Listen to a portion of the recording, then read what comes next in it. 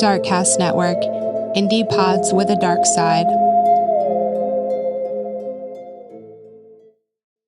Welcome back, little skeletons. We are officially in November, and Halloween may be over. But it is always spooky season in our hearts, especially Amber's, over here at Weird True Crime. True story. Amber, how was your Halloween? Oh, God. So when you have a 3-year-old who is finally discovering exactly what Halloween and trick-or-treating is, it's simultaneously amazing and a pain in the ass. All day. Mom, trick-or-treat, trick-or-treat. Yes, honey. We'll go later. Honey, we'll go later. So she drove me absolutely freaking crazy all day. But then at night, when we were running around in her cute little voice, she'd go running up to the house, trick-or-treat. And they'd give her candy and she'd say, "Thank you. Happy Halloween." You know, I sent you that video of her saying, so she says it in her little baby way.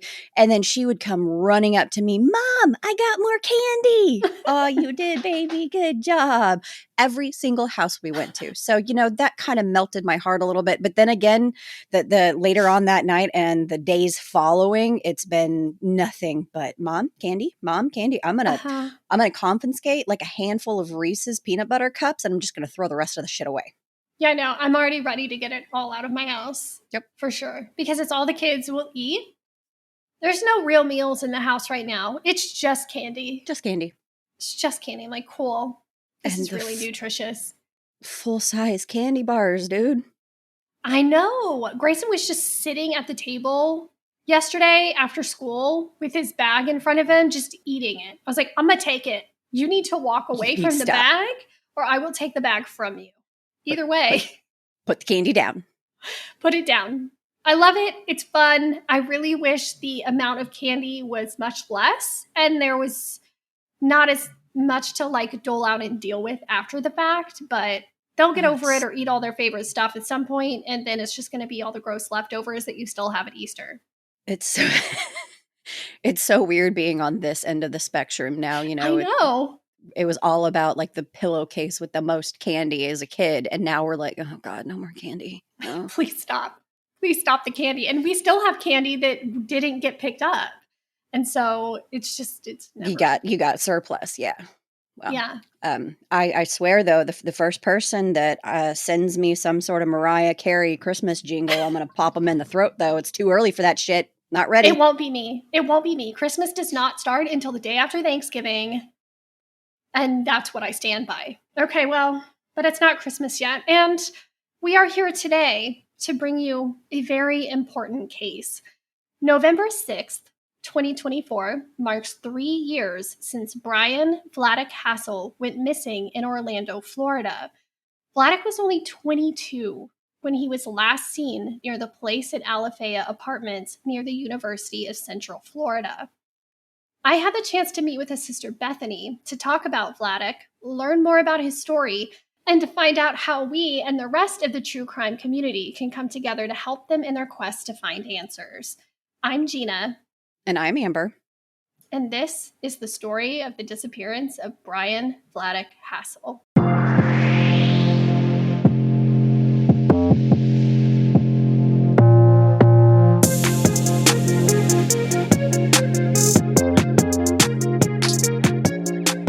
Let's start at the beginning. Vladek, who friends and family affectionately call Vlad, was born on December 20th, 1998 in Russia. Early on, he lived in an orphanage with his older sister, Irina. In 2004, their lives took a major turn when Steve and Cheryl Hasel, a loving family from Florida, adopted them. Steve, Cheryl, and 2 of their daughters, Bethany and Kristen, went to Russia to complete the adoption process and spend time with Vladek and Irina in their home country. Bethany, who was 14 at the time, shared that because Vlad and Irina didn't know English, bonding with them was a little challenging. Vladek, only 5 years old, liked to wander off, as kids tend to do.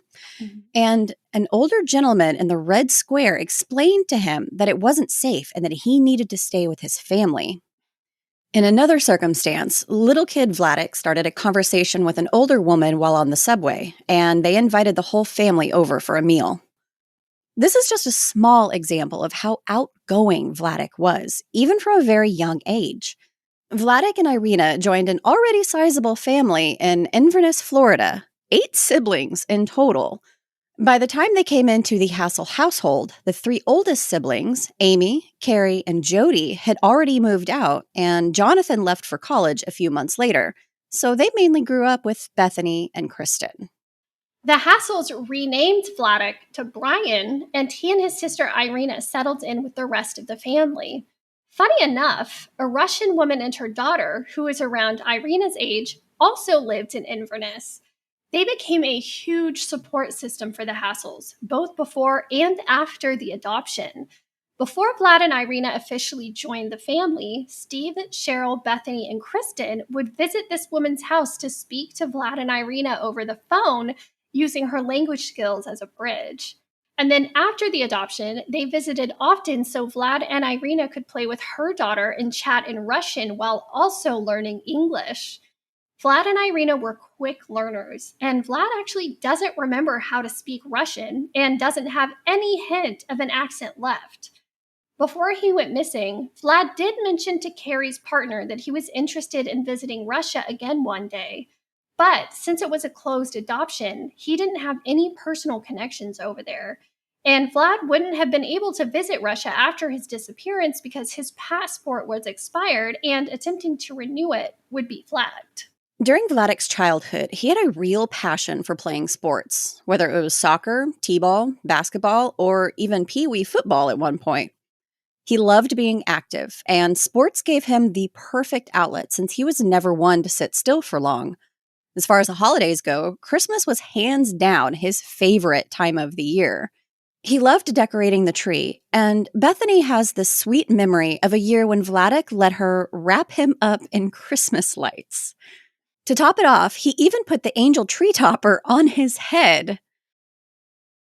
His sisters describe Vladek as the friendliest person you'll ever meet. He was always striking up conversations with strangers, especially if he caught their eye. It didn't matter who you were. If you were within a few feet of Vladek, he'd start chatting, eager to learn more about your story. And if there was anything he could do to help, no matter how small, he'd jump at the chance. When Vlad was in middle school, Steve and Cheryl separated, and Vlad lived with Steve in Claremont through high school. As a teenager, Vlad often hung out with his sister Bethany and her friends. He loved tagging along when they hosted New Year's lock-ins at their house. These were some of his favorite childhood memories, and even before he disappeared, he would talk fondly about how much he enjoyed those gatherings. Vladek always dreamed of serving in the military, specifically the Marines, even from a young age. After he graduated high school, he moved to Texas in June of 2017 to live with his sister Carrie. The move was so he could qualify to enlist in the Marine boot camp in California, which he preferred over being based in South Carolina. He stayed with Carrie in Arlington, Texas, until he joined the Marines in 2018. At that time, Carrie was single and expecting her first child, and Vlad was a huge support for her during her pregnancy. In fact, he was right by her side when she gave birth to her daughter, spending the entire week in the hospital with her. While living in Arlington, Vlad kept busy with several jobs. He worked as a game attendant at Six Flags, did security at the Cowboy Stadium, and also worked for a garage door warehouse company. In September of 2018, he made the move from Texas to San Diego, California to start basic training with the Marines. Vladek always envisioned himself seeing active combat and being in a position to help the most people. He even received a marksmanship award for shooting. In December 2018, he graduated from boot camp. During his time in the Marines, Vladek was assigned to a desk job for about 8 months, which is obviously much different than being involved in active combat. It wasn't fulfilling for him. He struggled with the redundancy and lack of movement. In the summer of 2019, he eventually found a way to leave, explaining that the strict routine was bringing up difficult memories from his early years in the Russian orphanage. The Marines granted him a general discharge under honorable conditions, citing failure to adapt on his paperwork. After leaving the military, Vlad returned to Florida to live with his dad, Steve, and Steve's new wife in Winter Springs for a few months. After being discharged, Vladek understandably struggled to figure out his next steps. The Marines had always been his dream, and without that path, he felt uncertain about his future. In January 2020, still searching for direction, he moved to the Detroit area to live with his sister Carrie again. He found work as an environmental services tech at a local hospital, where many of the nurses were really grateful for him because when COVID hit, he would be the first one to volunteer to go in and decontaminate rooms after COVID-positive patients, just to help out wherever he could. But the main highlight of his time in Detroit was hanging out with his niece. Vlad was an incredibly loving, supportive, and present uncle, and he cherished those moments with her. Then, in March of 2020, the daycare shut down. As a single mom, Carrie had to take a leave of absence from work to care for her daughter.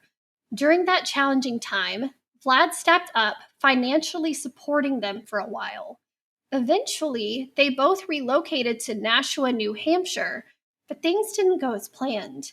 Vlad didn't enjoy his new job there and was eventually let go. He struggled to find the motivation to look for another job after that. By August of 2020, he decided to move back to Winter Springs, Florida to live with his dad, Steve, and Steve's wife again. In 2020, Vladek really struggled with his mental health. His dad, Steve, shared in an interview with WESH News, "I think he was just confused about what his life was headed toward because he hadn't been able to get a job and he was just depressed." When Vladek moved back to Winter Springs, the situation became tense. Steve's wife grew frustrated with Vladek's lack of employment, and that, paired with other issues, led to Steve and his wife splitting up. After that, Steve and Vladek stayed in hotels for about 6 weeks until they could find their own place. In November 2020, they moved into an apartment complex called The Place at Alafaya, located in Orlando, Florida, near the University of Central Florida's campus. While they lived at the apartment, Vladek and Steve shared a vehicle. Vlad wasn't great with directions and didn't use public transportation very often. The family later learned that he sometimes used UCF's free bus service, which had a stop inside their apartment complex, but he generally preferred walking when he didn't have the car. He was known to frequent places around Waterford Lakes Plaza and University Boulevard, both areas close to the UCF campus. Vladek's family shared that the maintenance workers at his apartment complex knew him pretty well. He often walked around the parking lot late at night when he had trouble sleeping, a habit that seemed to help him unwind. His family also learned that he would sometimes go into the woods behind the basketball court near his apartment to sing and smoke. As we mentioned earlier, Vladek was known for his friendly nature. He would smile and strike up conversations with anyone he came across, genuinely curious about their stories. His family describes him as a kind and thoughtful person who has had a tough history. He was well known and recognized at the local restaurants and businesses he frequented, always leaving an impression on those around him. Vladek was still searching for his purpose while living with his dad. He wasn't working or enrolled in school at the time.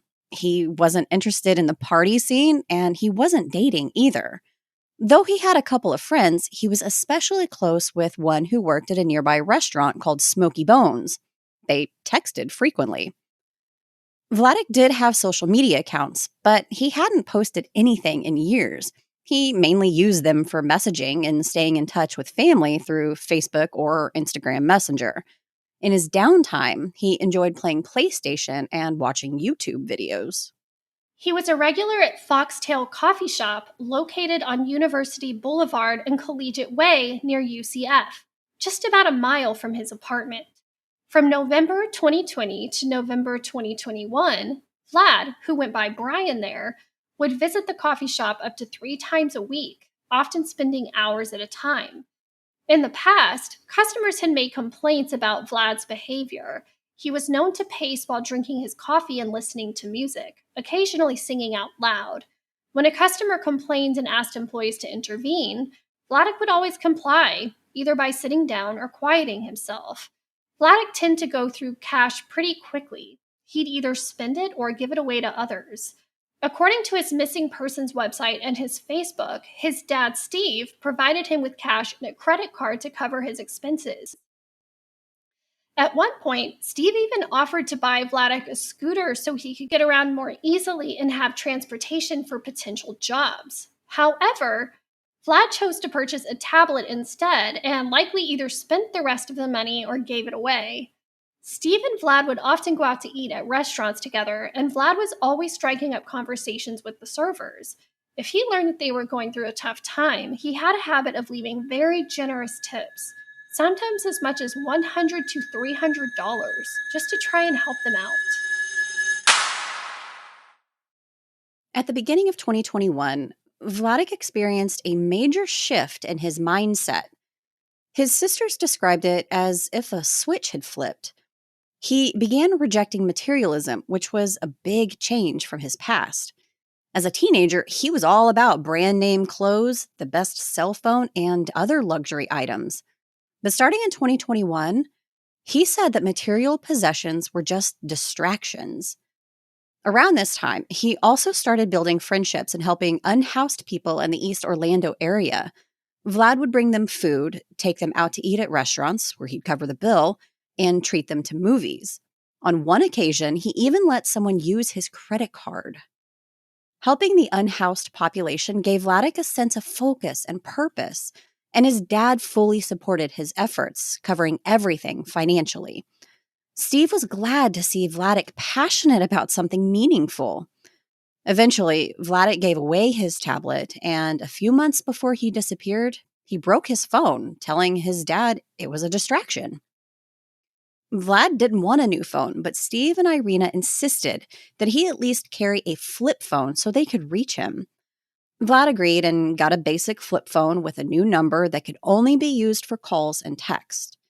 Interestingly, right before he broke his smartphone, Vladek had received over 40 calls from a specific number belonging to an unhoused couple who had previously taken advantage of him financially. After he switched to his new flip phone, he no longer kept in touch with them, and it seems they didn't have his new number because they never tried calling him again. Investigators are aware of the couple, but it's been a challenge finding them due to their living situation. In addition to his decision to reject materialism, Vlad preferred to sleep on an air mattress. His bedroom was described as very sparse and minimalistic. Steve had offered to buy him a proper bed and finally convinced him to get one a few weeks before he disappeared. Vlad ordered one of those mattresses in a box, but he never opened it or used it and left it in its packaging. Vlad began spending a lot of his time at the local Catholic church, particularly in their prayer garden. At this point, he had become quite a bit more withdrawn and didn't regularly interact with anyone at the church, but preferred to spend quiet time in the garden by himself. He also began listening to a YouTube pastor in 2021.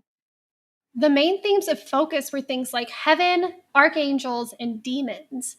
The family doesn't know exactly who the pastor was, but they're actively trying to find out to better understand what might have been influencing his thoughts. Vladek would often express to his family that he was ready to go to heaven, saying that if he could go now, he would. He sometimes questioned, what's the point if we can just be in heaven? This deeply concerned his family, and they saw it as a sign that he was struggling more than they realized.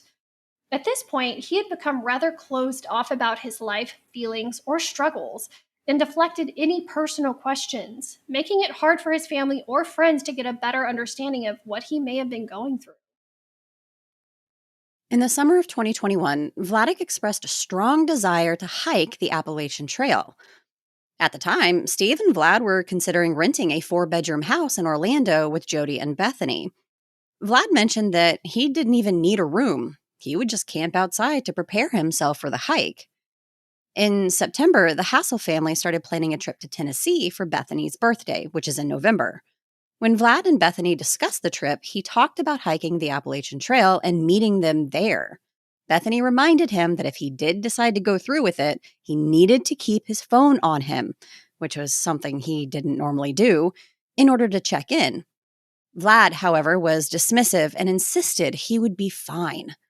Bethany later shared that she always saw Vlad's talk about hiking the trail as more of a pipe dream.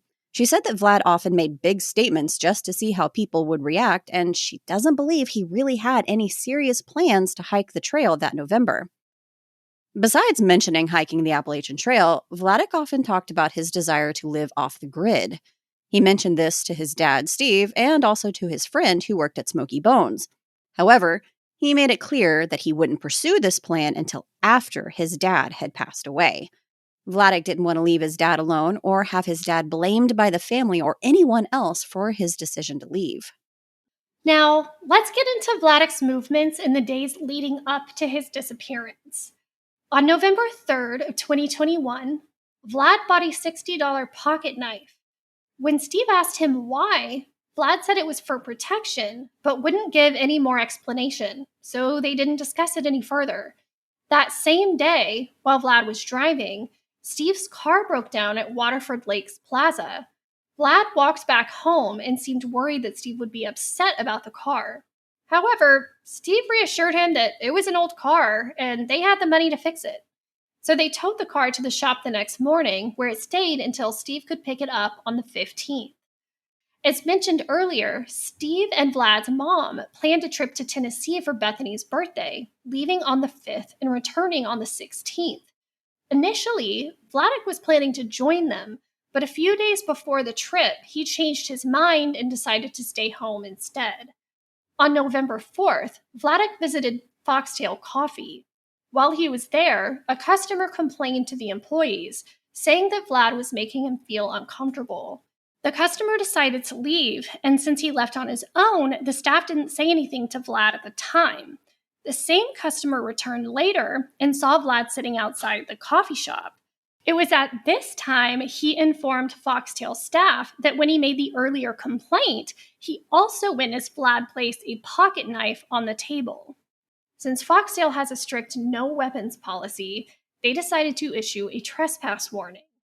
But by the time they had made this decision, Vladek had already left and was completely unaware that there had been any issue while he was there. Vladek's family didn't learn about this incident until months later, and we'll dive into that more in a bit. On the night of November 4th, Vladek was intensely focused on religion, talking to Steve about archangels and demons. He said something cryptic. "You have to be dark to kill the dark." Steve didn't understand what Vlad meant and wondered if he was quoting something from the YouTube pastor he had been listening to. Concerned, Steve called Jody to share what was going on, telling her that Vlad wasn't making much sense. Jody suggested that Steve consider a wellness check, but Steve felt that Vlad would know what to say to avoid causing any alarm, so he decided against it. Bethany told Gina that this was the first time the family really became concerned for Vlad's well-being. Yes, his personality had shifted pretty dramatically over the past several months, but this was the first time that he said or did something that rang any alarm bells.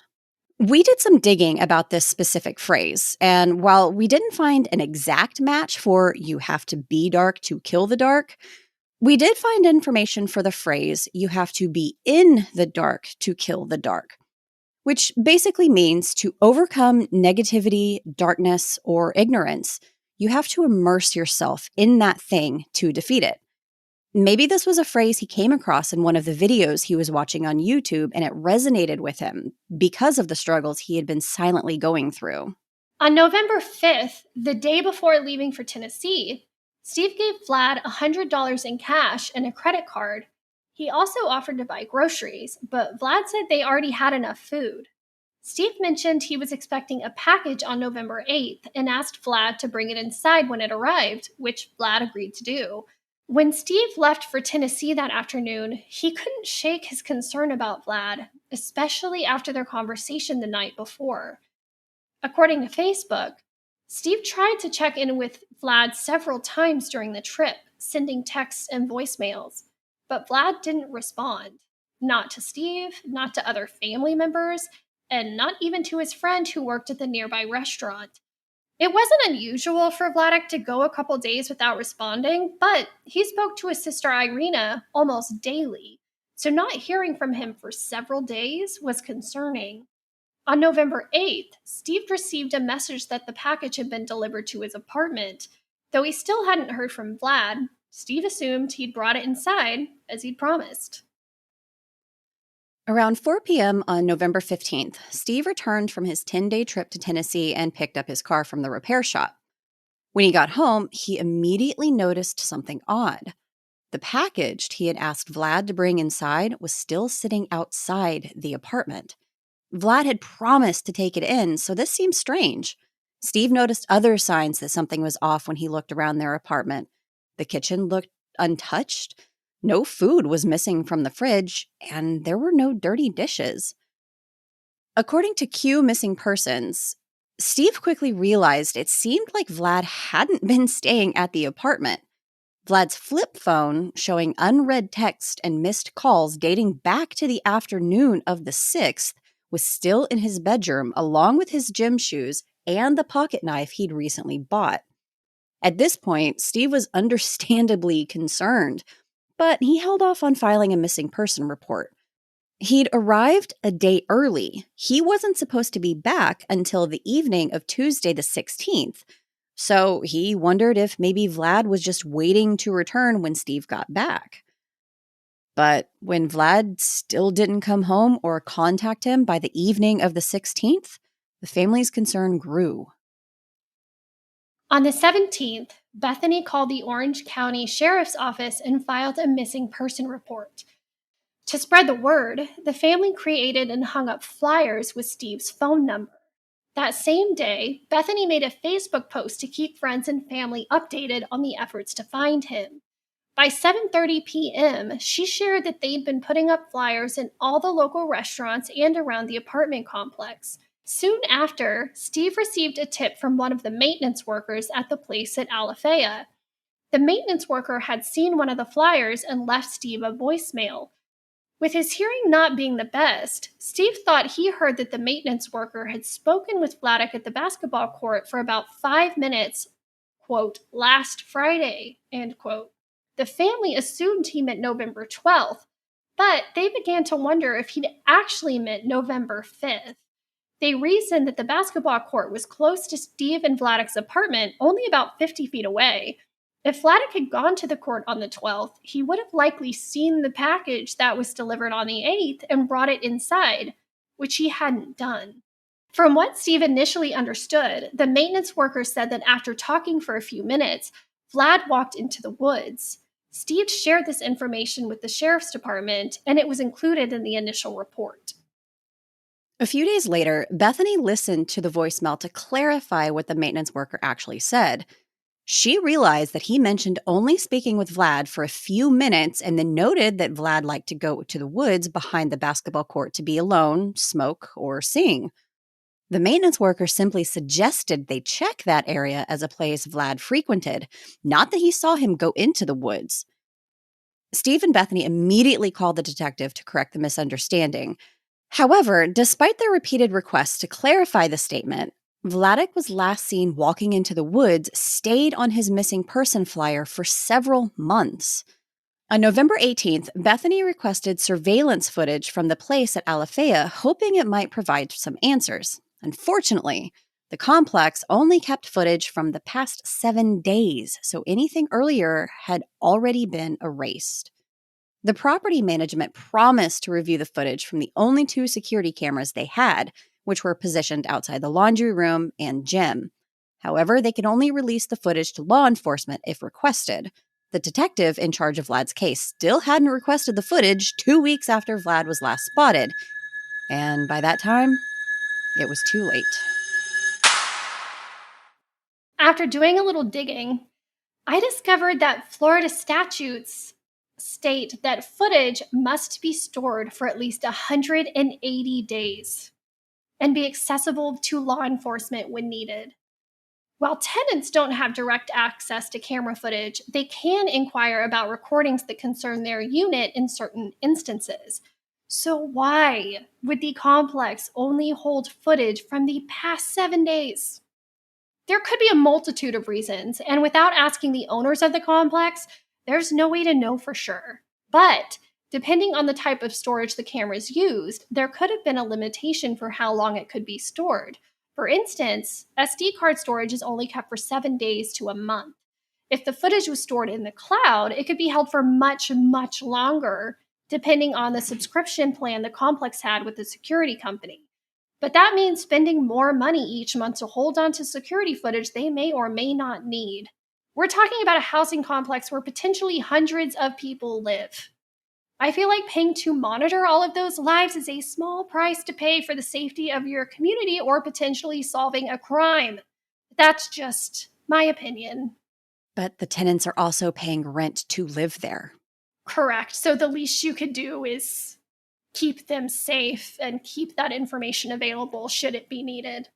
In the meantime, Bethany and Steve searched the woods behind the basketball court.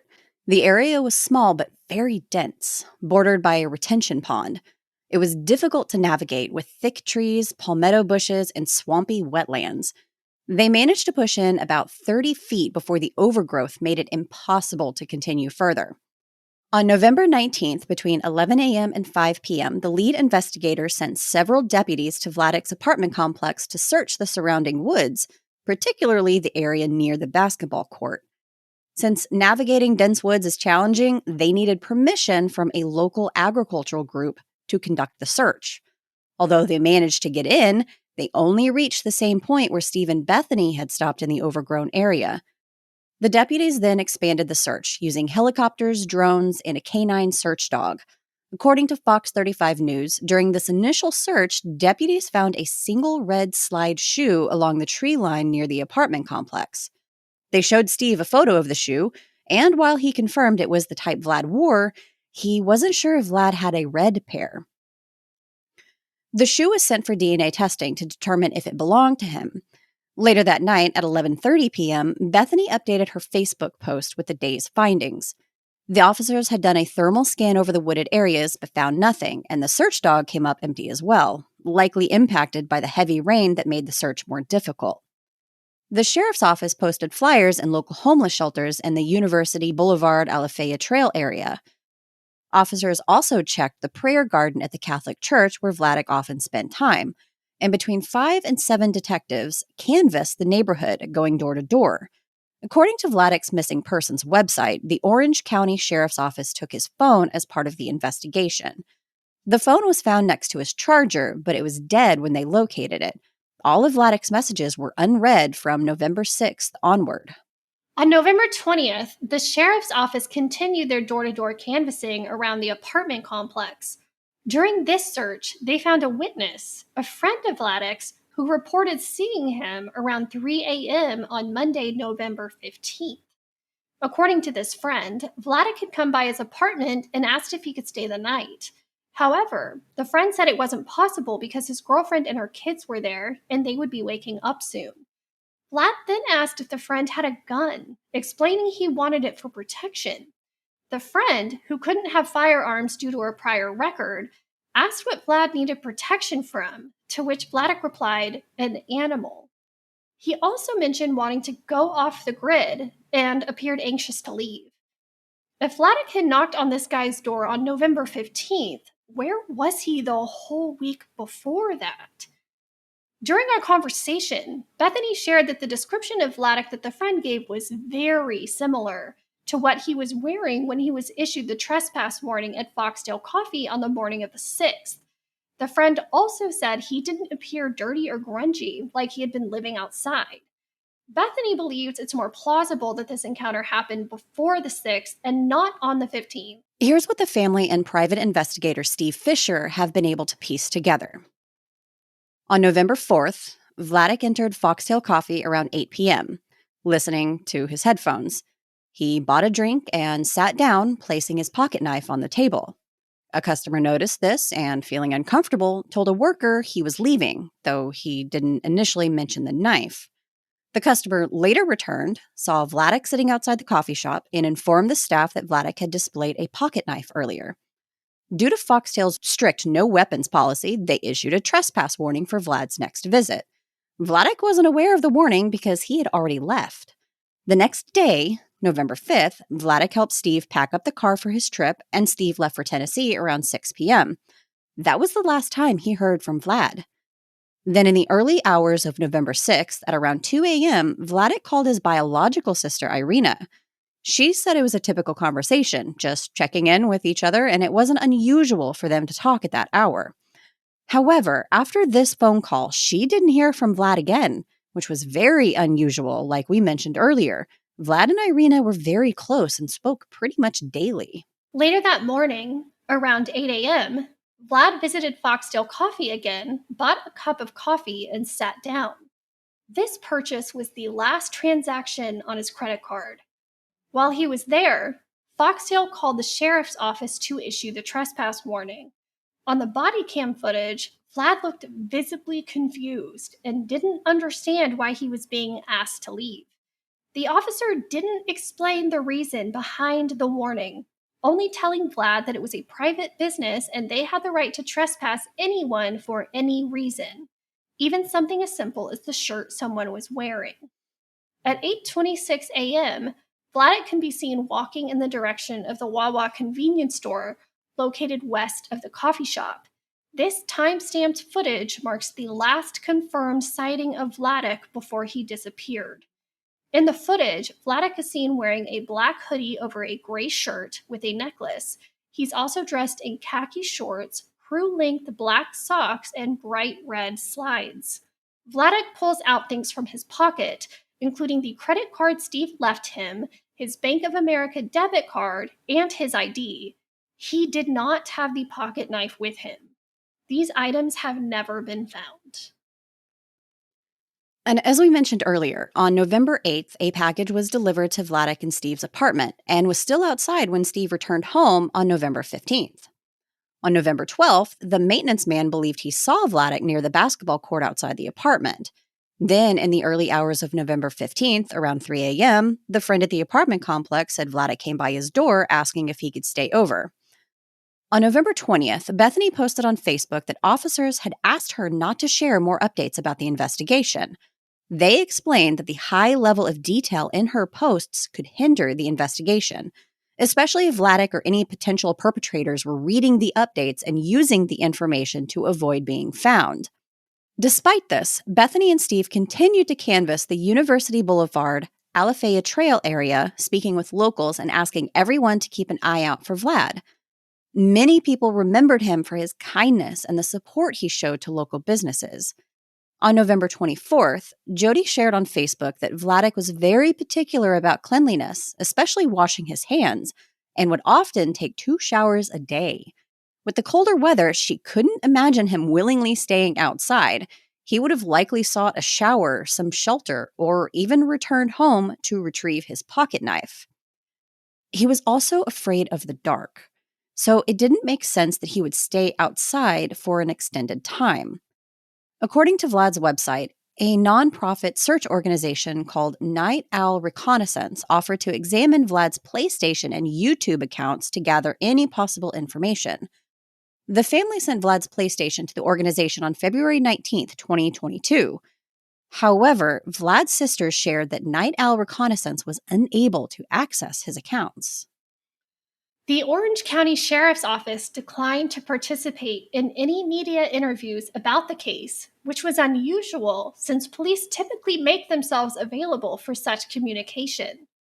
Despite this, the Sheriff's Office maintained the investigation is still active and ongoing, with deputies continuing to conduct searches and follow up on any new tips. In December of 2021, Jody and Bethany created the Facebook group Find Bryan Vladek Hasel to help raise awareness of Vlad's disappearance. Then, on February 24th, 2022, the Orange County Sheriff's Office debriefed Bethany, Jody, and Steve on updates in the case. They returned Vlad's flip phone and Steve's laptop at the time. When Bethany asked if the detectives had contacted any of the people that Vlad had been in contact with on his phone, the detective responded, "No, we thought you did." This is not the first time that we have heard something like this in a missing persons case. As the investigating team, isn't it their responsibility to question anyone who may have been in contact with Vlad before his disappearance? How is this the family's responsibility? The detectives also mentioned that they were unable to get Steve's laptop to turn on, so they didn't look through it either. The laptop was older and needed to be plugged in to remain on. I'm sure this is information the family provided to the detectives when they gave them the laptop. So, could they just not be bothered to find an outlet? I'm confused. And no, I'm not saying that the investigators didn't do everything in their power to find Vlad, but this just seems like the bare minimum. First line item when looking for someone. Talk to everyone they've been in contact with. Check their internet history. See if he was planning something that the family was unaware of. And if you need a charger in order to do that, then ask for one. Bethany told me that the family later reached out to any phone numbers in Vladek's phone that he had communicated with, but nothing came of it. During this meeting, Bethany was shown a photo of the red slide shoe found near the apartment complex. While she confirmed that these were the type of shoes Vladek typically wore, she also couldn't recall if he owned a red pair. The DNA test on the slides came back inconclusive. Bethany also asked if investigators had reviewed footage from local restaurants Vladek often visited or nearby street cameras to verify his last movements. The detectives explained that it would be too much footage to review, and the street cameras near his last known location weren't functioning properly. Okay, we aren't talking about blocks and blocks worth of security footage over a crazy extended amount of time here. These are specific places he was known to visit in a certain area of town over a period of 10 days? I understand it's time consuming, but isn't a lead or further explanation of what could have happened pretty freaking crucial when trying to locate a missing person? Too much footage to review sounds more to me like we don't want to spend time doing that. And what does not functioning properly mean? Does that mean they weren't working at all, or they worked sometimes but not others? Maybe at least look at the footage that is available to see if there's something valuable. Once again, it just seems like investigative common sense. Yeah, and Bethany did mention that she honestly felt like the detective just didn't want to do it. Like that's the That's what it sounds like. Yeah, absolutely. Like, I don't want to waste my time doing this. Right. And this meeting is when the Hasels first heard about the friend at the apartment complex who reported seeing Vladek on November 15th around 3 a.m. When Bethany asked if this conversation could be verified in any way, the detective replied, quote, "No, he didn't take a picture of your brother that day." End quote. Yeah, exactly. It's a fucked up thing to say to the family of a missing person. Like, how insensitive can you be? Of course, it can't be visually verified by security footage because the apartment complex only kept footage for 7 days and the officers didn't speak to this person until November 20th. So 5 days had already passed, and we already mentioned how much this team of investigators loved analyzing video. Not to mention that we're not really sure if this guy did see him on the 15th or if it was really before the 6th, which is more likely.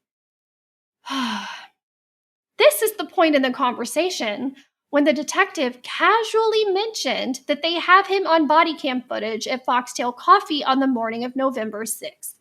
This was the first time the Hasel family learned of the warning, almost 4 months after Vlad went missing. When Bethany inquired about the reason for the warning, the detective casually replied, "Oh, you know your brother. He was probably talking too much." Okay, look, I'm sorry. Detectives, they have a lot on their plate, and they hear and see some bad shit, and maybe it was intended to be more of a lighthearted comment, but fuck you, dude. Yeah. And Bethany Sorry. said that. Oh my god. Did you see, I read ahead a little bit and my jaw dropped? Yeah, I saw. What the fuck? Yeah. And Bethany said the detective made this comment in a sassy tone. Oh, well, And there you go. Yeah, and that's the only thing she said about it. So imagine Bethany's frustration. First, they go from there's too much footage to review to, oh, actually, we saw him on the 6th and interacted with him. But they didn't track his movements from there. He walked towards the Wawa. Detectives could have asked the Wawa for their security footage to see where he went, but they didn't. And now they're almost 4 months out, and the footage isn't going to be available anymore. The family went from thinking there was no footage of Vladek anywhere to finding out the Florida Police Department had him on camera the last day he was seen by anyone. Friends of the Hasel family filed a public records request for the body cam footage from the Orange County Sheriff's Office related to the trespass incident. The family finally received the footage and saw it for the first time in September of 2022, almost a year after he went missing. I know that things like processes take time and whatnot, but really that much time in a missing persons case, they were really dragging their asses to get that over to them. And this detective who works in the same police department that stopped him and gave him the trespass warning, wouldn't there have been some sort of communication connection there to like, see if, oh, hey, this have guy, you talked I just to this talked guy to him. before? Right. What the fuck? After this meeting, the Hasel family contacted Foxtail Coffee for more information. On April 9th, 2022, the coffee shop manager met with the family and shared a still image from their security footage taken at 8:11 a.m. on November 6th, showing Vladek wearing his black hoodie and red slides. The Foxtail manager explained to the family that Vladek had become known to staff for pacing around the store for hours. As mentioned earlier, Vladek often wore headphones and would blast music and sing out loud, but would quiet down if a customer complained. The manager added that Vladek had told employees in the past that he was struggling with sleep, and it seemed to the staff that he might be going through a rough time. The manager told the Hasels that the staff never saw the pocket knife in question and didn't receive a description of it, but took the report seriously because they were concerned Vladek's behavior could be escalating. From what it sounds like, the staff at Foxtail were more concerned with Vladek's safety, given his recent behavior, than the safety of the other customers. The manager shared with the Hasels that, according to Foxtail's procedures, the customer must be present and staff must visually confirm a weapon to issue a trespass warning for a weapon-related incident. However, in Vladek's case, this protocol wasn't followed. As explained earlier, staff called the non-emergency police line to ask the Orange County Sheriff's Office to come and issue a trespass warning for Vladek, but by that time, he had already left. The plan was to issue the warning when Vladek returned. So when Vladek returned to Foxtail on the morning of November 6th, the staff called the sheriff's office, probably presuming he may have the pocket knife on him. Officers arrived and issued a trespass warning, even though the weapon wasn't visually confirmed. Vladek didn't have the pocket knife on him, and officers didn't tell Vlad the reason for the warning. After getting a screenshot of what Vladek was last seen wearing at the coffee shop, including the red slides, Bethany reached out to the detective to ask if she could see a picture of the red slide that the sheriff's office found during their initial search in the woods. However, the officer declined her request and asked Bethany to send her the picture of Vladek wearing the slides. Why does Bethany need to send the detective a picture of Vlad? Shouldn't she already have it on hand? You know, if she's been investigating the case. When Bethany then asked if the detective could at least confirm if the slide was about the same size as Vladek's, the detective asked her what size shoe he wore. This is exasperating. At this point, they are 6 months into the case, and the detective doesn't know or isn't willing to look up what size shoe he wore. Just a side note, Bethany hasn't seen the picture of the shoe found in the woods since the first and only time it was shown to her. She's been asking to see it again for 3 years. Why? Why wouldn't they show it to her? They keep saying, oh, we will, and they just haven't. Yeah. I don't feel like that's an unreasonable request. It's a picture of a shoe. That they should have. So where is it? Yeah. Do they still have it? Exactly. That being said, the less than helpful detective was only assigned to Vlad's case for the first year. They were then assigned to a new detective who was much more helpful with following up on new tips and leads. And then within the past few weeks, a new detective was assigned.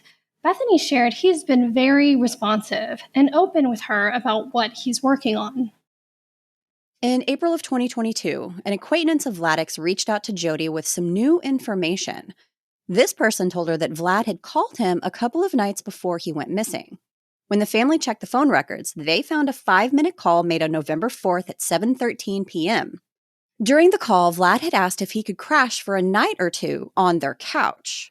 The individual said he declined because he wasn't comfortable with it. The acquaintance noted that Vladek sounded upbeat and energetic during their conversation. Vlad shared that he had been spending the past few months wanting to go on a pilgrimage and preach the Bible, but he changed his mind and now wanted to sing instead.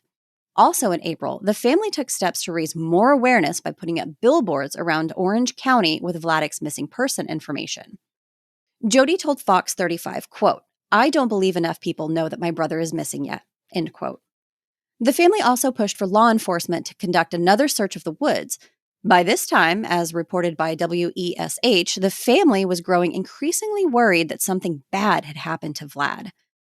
Steve shared, quote, "Maybe somebody followed him into the woods and caused him not to come back out," end quote. According to News Nation, the sheriff's office had received multiple reports by May 2022 that Vlad may have been spotted at a 7-Eleven convenience store and an Orange County unhoused encampment, but those tips ultimately led nowhere. In the summer of 2022, an organization called Q, Community United Effort, conducted a more in-depth search of the woods with around 30 search dogs, but they didn't find anything. In September of 2022, Steve was in the process of moving into a new rental home with his daughters when Hurricane Ian hit Florida. The apartment he had shared with Vlad at the place in Alafaya flooded with 3 feet of water, while some other units in the complex experienced nearly 6 feet of flooding. Unfortunately, Steve hadn't been able to move all of their belongings out before the hurricane, resulting in the loss of almost all of Vlad's personal items. They were only able to save Vlad's Bible, his childhood passport, and a couple of pieces of clothing. The flooding forced the apartment complex to end leases on all affected units, displacing many tenants.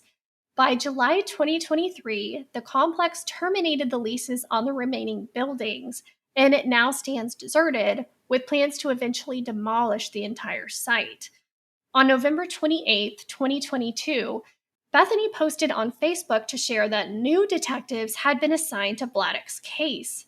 The family was hopeful that this new team would start requesting surveillance footage from local businesses, especially from the Wawa on the day Vladek left Foxdale Coffee, in hopes of uncovering new information. They haven't yet. Bethany said that there has to be proof of danger or something being wrong for them to request this, but I feel like at this point he's been gone 3 years. Obviously There's something something is wrong. wrong. And that should be enough of a reason to be able to request the footage. So hopefully there's more movement on that soon, and she is still trying to get them to request it. To support their efforts, the family also hired private investigator Steve Fisher to follow up on any additional leads. Bethany received a tip from someone who claimed to have seen Vlad at Wawa around 8:30 or 9 a.m. on November 6th. According to this witness, Vlad was talking to an older unhoused person. On August 4th of 2023, Steve Fisher posted on Facebook that human remains had been found on August 2nd at 1200 North Alafaya Trail in Orlando, close to where Vladek had gone missing. However, the medical examiner confirmed that the remains did not belong to Vladek. When asked what they think happened to Vlad, the family shared, quote, "There's 1,000,001 possibilities of what could have happened, but there's no clear direction to look. I do believe someone out there knows what happened. There are so many people who probably interacted with him and just don't realize he's a missing person. The information they hold could be key to his case. Reaching them is what it's going to take to really find him. And if he is out there, okay, and doing his own thing, that's great. That's all we need to know. But in my heart of hearts, something is wrong. Vladek has never been without contact with his family. He wouldn't let Irina, his biological sibling, worry for years. He definitely doesn't like the spotlight on him. It's like pulling teeth to get him in pictures. If he had seen any of the coverage he's had, he would have reached out and said, I'm good, just doing my own thing. But there's been nothing, so something's not right. I really worry about the potential of someone taking advantage of him or that he's afraid of somebody. Something is not right, end quote. Bethany mentioned it did seem like he was paranoid. He bought the knife, he was asking for a gun, and he asked several friends if he could stay with them. Steve and Vladek didn't have a key to their apartment. Bethany thinks they lost it at some point. So when no one was home, the door was unlocked. Vlad didn't want anyone to know where he lived, and Bethany wonders if he was worried that someone may have discovered his address, so he was avoiding the apartment. She feels like because of his mental state, people jump to the conclusion that he took his own life, and admits it is a thought that has crossed her mind. That being said, people who do come to that conclusion normally don't go off and hide. She also mentioned that she does not feel like this is something he would do. It's just very out of character for him, and he wouldn't want to worry his family like that. So Right. They don't see it really being a legitimate possibility. There have been potential sightings of Vladek in McKinney, Texas, and New Hampshire, close to where he lived with his sister, Carrie. Bethany said the sightings give her renewed hope because it means people are on the lookout. Even if it's not Vlad, that's okay, because knowing people are willing to take a moment to report a potential sighting can make all the difference. Bethany shared that anything helps. Even stories of interactions with him in the months or weeks leading up to his disappearance help piece together the places he visited and allows them to look into it more, whether that's talking to employees or seeing if there's video footage. Vladek has a very memorable personality and makes friends wherever he goes. Any insight into what was going through his mind during that time will help guide investigators and the family on where to go from here. What's not helpful are prank texts or calls, which the family has experienced. Bethany shared that last year, in 2023, the family started getting letters from the IRS stating that someone was trying to file for a tax refund for Vladek. Of course, this sparked hope for the Hasels, thinking Vlad was trying to get some money, but come to find out, a shitty person was trying to use Vlad's identity to claim his tax refund. It's really hard to believe that people like that exist. On November 16th, 2024, a candlelight vigil is taking place on the UCF campus to honor the 3rd anniversary of Vladek's disappearance. The vigil is within eyesight of Vladek's old apartment building and Foxtail Coffee, the last place where he was seen. It will be live streamed, and we will be sure to share it on social so everyone can join and show support.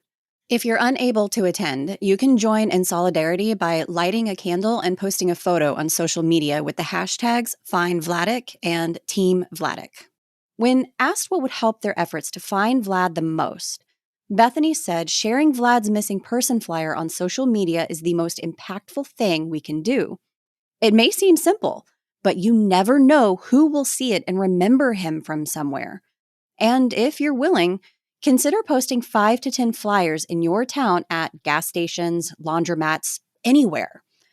For potential tips or sightings, please reach out to the Orange County Sheriff's Office Missing Person Unit at 407-254-7000. The case number is 21-83864. Or you can email findbryanvladekhassel@gmail.com. To keep up with Vladek's case, follow @FindVladekHassel on Facebook, Twitter, Instagram, and TikTok. You can also visit the family's website. We will include all of the contact information in the show notes. I want to take a minute to thank Bethany for speaking with me about Vlad. She is a beautiful person who has put her life on hold to focus on finding her brother for the past 3 years. The least we can do is keep telling Vlad's story in the hope that one day the right person hears it. We're going to end today's episode with a voicemail that Vladek left his mom in July of 2021. Hey, Mom, it's Vlad. I know you're at work right now. I should have called a little later, but I just wanted to tell you that the package came, and I'm really excited to read the books and to dive into them, and I really appreciate everything you've done for me and continue to do, and I love you so much, and I hope you have a wonderful rest of your day. You want to call me later tonight? I'm free anytime. All right. Love you. Bye.